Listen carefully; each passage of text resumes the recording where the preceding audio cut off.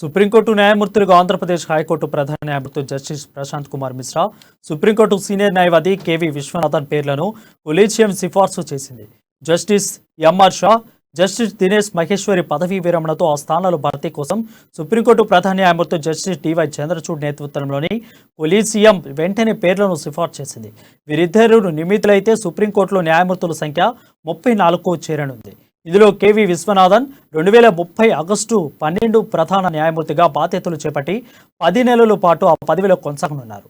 ప్రస్తుత ఆంధ్రప్రదేశ్ ప్రధాన న్యాయమూర్తి జస్టిస్ ప్రశాంత్ కుమార్ మిశ్రా 1987లో న్యాయవాదిగా పేరు నమోదు చేసుకోగా 2005లో ఛత్తీస్గఢ్ హైకోర్టు సీనియర్ న్యాయవాది హోదా సాధించారు.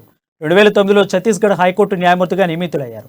2021లో ఆంధ్రప్రదేశ్ హైకోర్టు ప్రధాన న్యాయమూర్తిగా పదోన్నతి పొందారు. ప్రస్తుతం ఛత్తీస్గఢ్ హైకోర్టు నుంచి సుప్రీంకోర్టులో ప్రాతినిధ్యం లేకపోవడంతో ఈయన పేరు సిఫార్సు చేసినట్లు కొలీజియం పేర్కొంది. అలాగే బార్ అసోసియేషన్ నుంచి నేరుగా ఎంపికైన న్యాయమూర్తి ఒక్కరే ఉండడంతో సీనియర్ న్యాయవాది కేవీ విశ్వనాథన్ పేరును కొలీజియం సిఫార్సు చేసింది.